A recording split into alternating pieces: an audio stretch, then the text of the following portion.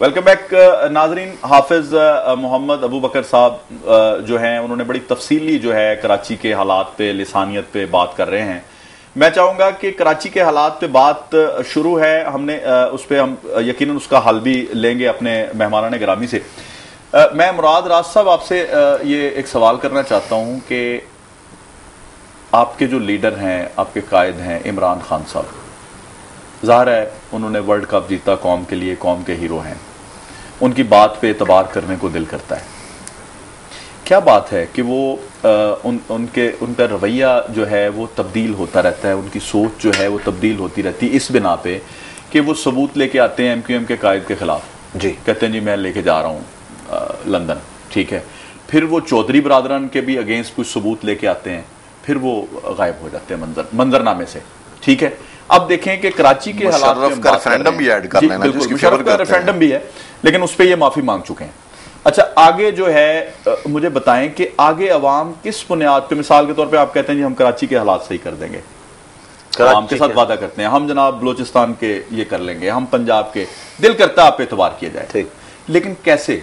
Track record में कोई चीज होता है? ट्रैक रिकॉर्ड उसी तरह होता है जिस बंदे ने खुद कुछ किया विदाउट गवर्नमेंट मशीनरी, ठीक है। नहीं, मिसाल के तौर पे आप लेके जाते हैं सबूत जी इंग्लैंड की अदालत में, फिर खामोशी छा जाती है। खामोशी क्यों छाती है? वहां जाके केस फाइल किया गया, वहां पे क्या प्रोसेस होता है कि वहां की जो पुलिस है या एजेंसी है उसने आके यहां पे इन्वेस्टिगेशन करनी होती है, उनको इन्वेस्टिगेशन से रोक दिया गया, ठीक है जी। जब उनको पाकिस्तान आने की इजाजत नहीं है इन्वेस्टिगेट करने की, उसमें हम कंट्रोल नहीं कर सकते। चले, हुकूमत ने रोक दिया। अब चूंकि कराची पे हम आ रहे हैं तो उस वही पार्टी जो आपके खिलाफ नारे लिखती है वहां पे जनाब कराची में, इमरान खान साहब को जो है वो अंदर नहीं आने दिया जाता, ठीक है, एयरपोर्ट से बाहर नहीं आने दिया जाता, कराची में दाखिल ही नहीं होने दिया जाता, और वो नारे आज भी मीडिया में मौजूद हैं, प्रिंट में मौजूद हैं, प्रिंट मीडिया में। और वही पार्टी एक वक्त आता है कि आप जलसा करते हैं कराची में और वो आपकी तारीफ और तासीफ और जनाब मुबारकबादों के वही सबसे ज्यादा अंबार लगाती है। ये क्या है सर? मैंने तो कोई तारीफ और कोई कुछ नहीं, ऐसी इनको जगह देती है, देखें प्लेस देती है, जगह देती है, बंदर भी देती है इनको। हमारा कोई ऐसा नहीं है सर, कोई ऐसी बात नहीं है। आपको नहीं पता कि अल्ताफ हुसैन साहब ने आपको मुबारकबाद दी थी? वो मुबारकबाद दी थी, वो हर एक को मुबारकबाद देते हैं।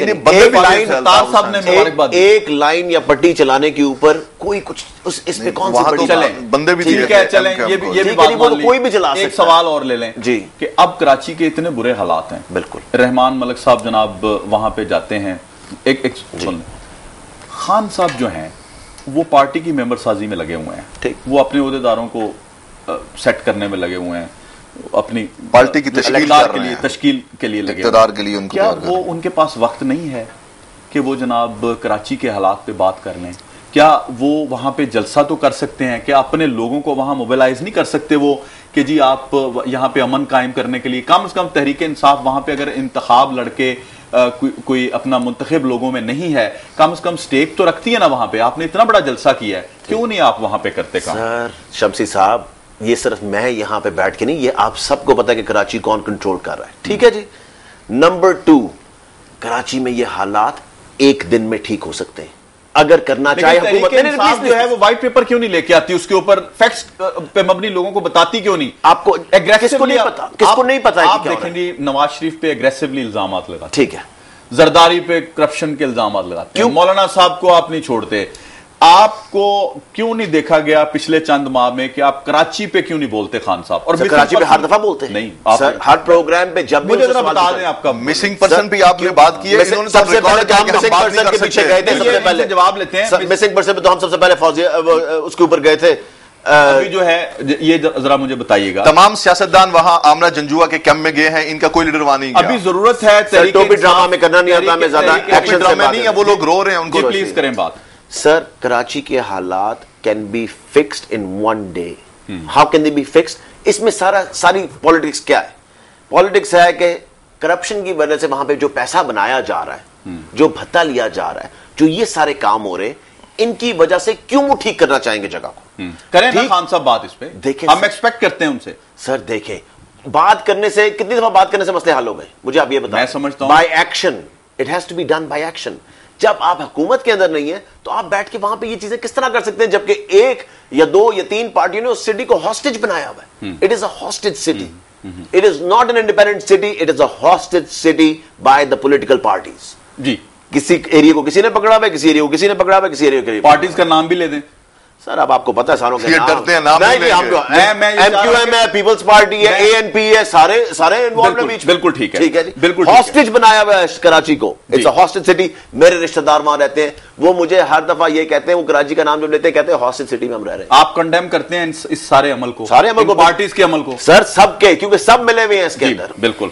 अच्छा, आप कह रहे हैं मुझे पार्टीज का नाम लेते घबराते हैं सर, मुझे किसी चीज का डर नहीं है, मुझे सिर्फ अल्लाह ताला का डर है। देखिए, मुराद राज साहब ने बड़ी खुल के बात की है, और मैं समझता हूं कि इस वक्त यही जज्बा रखने की जरूरत है। अगर कराची में हालात खराब हैं तो हम ये मत समझें कि हम लाहौर में बैठे हैं, वो हमारे भाई हैं, वहां पे कराची जल रहा है, लोगों की अमलाक को नुकसान पहुंचाया जा रहा है। आप देखें जी, वहां पे इस वक्त जो चंद दिनों में जो कत्ल हुए हैं, जो खून बहाया गया है, उस पर हमें अफसोस तो जरूर है, लेकिन आप क्या समझते हैं कहां जाके ये रुकेगी आग? देखें, इस इशू के लिए आवाज उठाई जा सकती है, पहले मैं इस पे बात तो कर चुका हूं। मैंने अपनी स्टेटमेंट्स भी जो हैं वो नहीं लगती। यहां लाहौर में बैठकर हमारे बहुत सारे लोग हैं जिनके अंदर लाहौर में बैठ के जरूरत नहीं है कि वहां के वाकयात पर अगर कोई कंडेमेबल भेजता है, साहब बिल्कुल ठीक कह रहे हैं, बयानात भेजते हैं तो उनको लगाया जाए। मैंने उस बंदे को कहा, बाबा क्यों डर रहे हो, लाहौर में बैठे हुए हो? उसने कहा हमने बिजनेस करना है। तो मेरा ख्याल है पूरी एज ए नेशन हमें इस चीज को देखना होगा, इसकी तरफ तवज्जो देना होगी। देखें, वहां एएनपी है, एएनपी को भी अपनी जिम्मेदाराना रोल अदा करना चाहिए। एएनपी जब 1978 के अंदर अफगानिस्तान पे हमला हुआ तो अफगानिस्तान के साथ नहीं थे ये लोग, ये उस वक्त रशिया के साथ थे।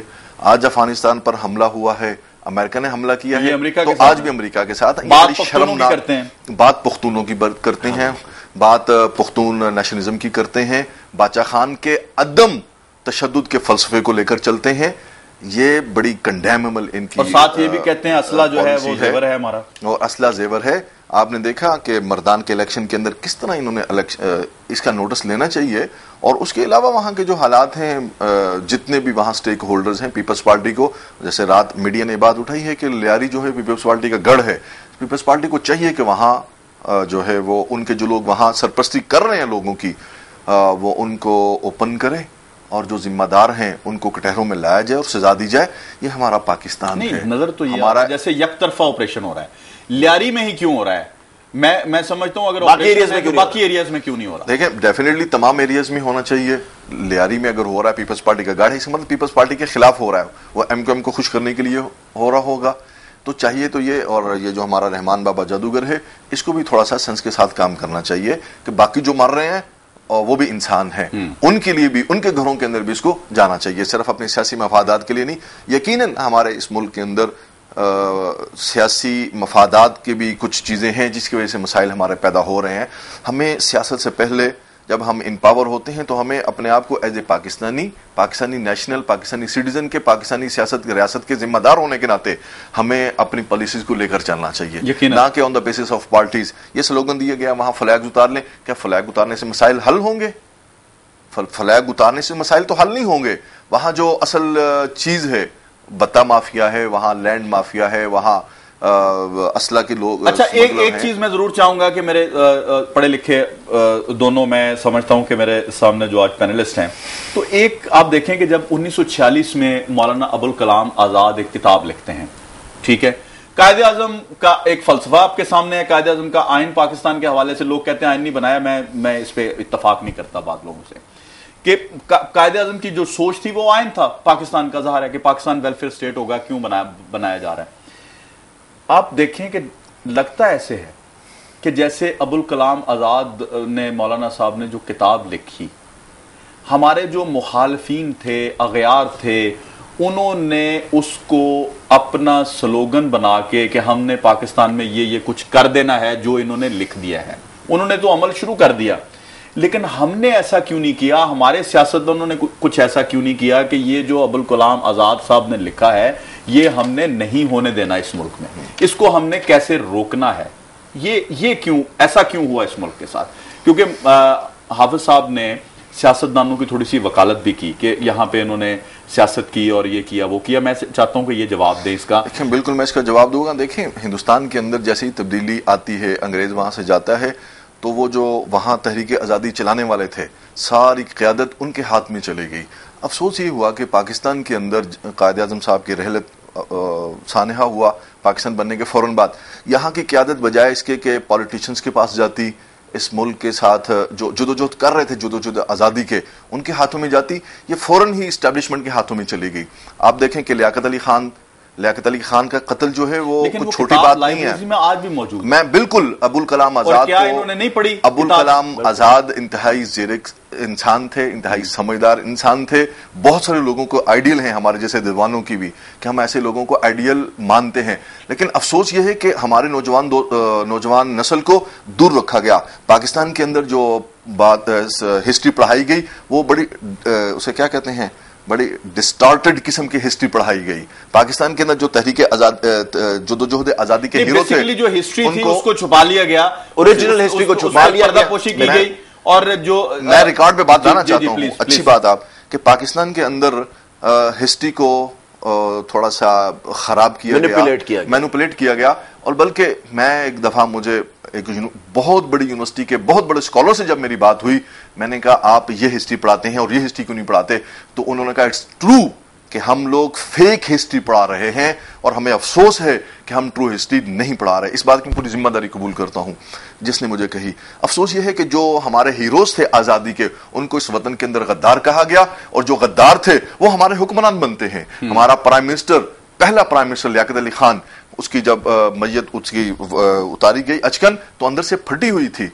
और उसके बाद दूसरा सिकंदर मिर्जा प्रेसिडेंट बनता है, तो कहता है कि मैं उस वक्त 56 का आइन एग्जीक्यूट करूंगा जब मुझे नेक्स्ट टेन्योर के लिए प्रेसिडेंट मानते हो। बस वहां से हमारी चीज खराब हुई और हमारा इक्तदार एस्टेब्लिशमेंट के हाथों में चला गया, और वो चलते चलते वो पूरा एक ऑक्टोपस बन गया है। हमारा मुल्क पूरा उस ऑक्टोपस के अंदर है। पहले सिर्फ यहाँ ब्यूरोक्रेट्स थे, उसके बाद ब्यूरोक्रेसी एस्टैब्लिशमेंट की ब्यूरोक्रेसी भी आई, मिलिट्री एस्टैब्लिशमेंट भी आई, और यहां से कुछ नाम नहाद किस्म के पॉलिटिशियन भी मिले। उन्होंने मिलके फिर इस मुल्क का कबाड़ा किया, और अगयार के मफादात को मद्देनजर रखा गया, उनके मफादात का तहफ़्फ़ुज़ किया गया। साहब, प्रॉब्लम क्या है? प्रॉब्लम यह है, अवाम की प्रॉब्लम क्या है कि अब वो क्यों नहीं इकट्ठे हो सकते? क्योंकि एक जो प्लान बनाया गया था ना कि इनको डिफरेंट फैक्शंस में चेंज कर दो। नहीं, ये तो मौलाना अब्दुल कलाम आजाद ने तो लिख दिया, 1946 में लिख दिया। मैं वही कह रहा हूं ना कि द प्रॉब्लम इज कि इनको एक दूसरे के साथ ही लड़ाई रखो। अब देखें हम समझ भी रहे हैं, सारा कुछ हमारे सामने हो रहा है। नहीं, हम नहीं समझ रहे। ये सिर्फ वो एक छोटा सा तबका समझ रहा है जिसके पास एजुकेशन है। नहीं, मैं मेजॉरिटी के पास एजुकेशन ही नहीं है और उनके पास ये नॉलेज ही नहीं है। उनको जिस रास्ते पे लगाया हुआ है इस वक्त, तो उनको खाने की प्रॉब्लम डाल दी है कि तुम्हारे पास खाना भी नहीं खाने के लिए। तौर पे इस कौम को बदहाल कर दिया गया, पैरालाइज कर दिया गया है कि दूसरा बंदा, आपके ख्याल से अवाम क्यों नहीं बाहर निकल रही? अवाम को मुसीबत पड़ी, मेरे 4 बच्चों का खाना कहां से आएगा? इसकी एग्जांपल आपके सामने है कि कराची की सड़कों पे खून की होली खेली जा रही है और हम मशगूल हैं, हम बैठे हुए आराम से, हम जनाब देख रहे हैं काम जारी सारी है लाहौर में। वरना इस पाकिस्तान में होता ये था कि अगर एक लाश गिरती थी तो उसका वावेला किया जाता था, काफी अरसे तक आवाज आती थी। किसी स्टेडियम में कोई बंदा कुचला ही जाता था तो उसका जिक्र किया जाता था। अब आप देखेंगे नॉर्थ और साउथ में। कहना चाहूंगा शमसी साहब, आपने अबुल कलाम आजाद को मीडिया के अंदर लाकर, उसको ज़ेर बहस लाकर, मेरा ख्याल है इस बात पे आपको जितना भी खराज तहसीन दिया जाए इंतहाई कम है, क्योंकि ऐसे लेजेंड को लाना चाहिए। देखें, किसी के पॉलिटिकल विजडम के साथ इख्तिलाफ हो सकता है, लेकिन एज ए होल वो लोग जो तहरीक आज़ादी के हीरोज थे, उनको हम एक जुम्बश कलम हम उनको ठोकर पे नहीं रख सकते। उनको डिबेट के अंदर आना चाहिए। यकीनन आज आपने इसको यहां लाए हैं, आने वाले वक्त के अंदर और भी बहुत सारे लोगों के अफकार इस मीडिया के सामने आएंगे, लोग उनको देखेंगे, सुनेंगे, और पाकिस्तान की ट्रू हिस्ट्री अवाम के सामने आएगी। पता चलेगा कि इस कौम का गद्दार कौन है, इस मुल्क के दुश्मन कौन है। असल चीज ये है कि कोई प्रेडिक्शन अगर आती है तो वो इसलिए आती है कि उन चीजों से बचा जाए। अगर कोई बंदा कहे कि यार वो सामने कुआं है, ठीक है, तो इसलिए नहीं कहता कि उसमें गिर जाओ। बिल्कुल। अगर मौलाना अब्दुल कलाम ने ये बातें की थी तो शायद इस कौम में के मफाद के लिए की थी कि यार इन चीजों से बच जाओ, और इससे हम नहीं बच सके आज तक। शमसी साहब, इस मुल्क के गद्दार कौन रहे? इस मुल्क के गद्दार इस मुल्क के लीडर रहे, इस मुल्क के साथ। अवाम ने कभी गद्दारी नहीं की। अवाम तो खैर आज भी आज भी तो बात हाँ जी, इस मुल्क के लीडर्स जो और है, अरूज भी लीडर्स ने देखा सारी फैसिलिटीज जो है हमेशा अवाम के लिए रहा। आप देख लें कि उन्होंने मिलके बाहर की फोर्सेस के साथ मिलके हमेशा इस मुल्क के साथ गद्दारी की। जी, चूंकि प्रोग्राम का वक्त खत्म होने को है, मैं चाहूंगा कि एक मैसेज लेता हूं मैं नाजरीन के लिए। आप नाज़रीन से क्या कहना चाहेंगे? जी, मैं ज़रूर कहूँगा जी, इस मुल्क के अंदर हुकूमतें जो हैं जब वो पॉलिसीज़ बनाएं तो अपने नेशनल इंटरेस्ट को सामने रखकर बनाएं। जिस मुल्क के अंदर टैक्स पॉलिसी भी IMF की रिकमेंडेशन पे बने, जिस मुल्क के अंदर फाइनेंस मिनिस्टर भी IMF की डायरेक्शन पे आए, जिस मुल्क के अंदर CBR का चेयरमैन भी उनकी हिदायत पे आए, तो उस मुल्क के अंदर इस मुल्क की फलाह के लिए पॉलिसियाँ नहीं बनती, उनके मफादात के लिए, उनके मफाद। इसलिए जब भी जैसे ही इस मुल्क के अंदर पॉलिसियाँ अवामी इंटरेस्ट के अंदर बनेंगी तो इंशाअल्लाह ये मुल्क कामयाबी की तरफ गामजन होगा। जी डॉक्टर साहब। शमी साहब, मैं सिर्फ चाहता हूं कि इस दफा हर पाकिस्तानी अपने वोट का इस्तेमाल करे और सही तरीके से करे। मुल्क के लिए जो मुल्क के अंदर एक निज़ाम हम देखते आए हैं, डेकेड्स से चल रहा है, उस निज़ाम को अगर तब्दील करना है तो मैं नहीं कहता, मैं कहता हूं जो भी वो समझते हैं इस वक्त कि मुल्क के अंदर तब्दीली लेकर आ सकता है, चेंज कर सकता है इस निज़ाम को, उनके लिए वोट करें, अपने वोट का इस्तेमाल जरूर करें। घर बैठ के ये मत समझे मुल्क सिर्फ 25% मुल्क देता है, 25 से 30%, वो 70% लोग घर में सोए क्यों बैठे में अपने मुल्क को जो तब्दीली ला सकते हैं, जो सिर्फ अपने मुल्क को 5 साल में 2 घंटे दे दे, लाइन में जाके खड़े होकर वोट देते हैं। जी, आप लोगों का बहुत शुक्रिया जनाब, आप तशरीफ लाए। हाफिज साहब, जनाब डॉक्टर साहब आप तशरीफ लाए, थैंक यू सर, मेहरबानी आपकी। नाज़रीन, आपने मेरे पैनलिस्ट जो थे दोनों, उनकी गुफ्तगू सुनी। हमने कोशिश की कि तमाम सवालों के जवाब आप तक पहुंचाए जाएं। नाज़रीन, जो मुझे आज की बहस से जो बात मैंने समझी है, अपने जो बात मेरे पैनलिस्ट से जो इनकी गुफ्तगू से मुझे समझ आई है, यकीनन आपका भी एक नजरिया है, आपकी भी एक सोच है। जहां तक मैं समझाऊं तो मुझे ये कहना आप तक पहुंचाना जरूरी है कि हमें अपने वोट को सही इस्तेमाल करना है और उन लोगों को आगे लाना है जो हम में से हैं और हमारे लिए काम करेंगे, अगयार के लिए नहीं। नाज़रीन, आप देखें, यहाँ लिसानी बुनियादों पे वोट लिए गए, यहाँ पे ग्रोही बुनियादों पे वोट लिए गए, यहाँ मजहब के नाम पे हमें ब्लैकमेल किया गया, यहाँ पे जनाब रोटी कपड़ा और मकान के नाम पे भी हम जो है ब्लैकमेल हुए। इमोशनल ब्लैकमेलिंग के थ्रू जो है अपने आप को उन्होंने प्रमोट किया, अरूज हासिल किया और हमें कुछ नहीं मिला। नाज़रीन, कराची की सड़कें आज लहू लहू हैं। मैं इस शेर के साथ आपसे इजाजत चाहूंगा कि कागज भी खून का है, कलम में भी खून है। कागज भी खून का है, कलम में भी खून है, लिखना भी मुझको खून है, मैं किस तरह लिखूं। अपने मेजबान जवाद शमसी को इसी के साथ इजाजत दें। अल्लाह हाफिज।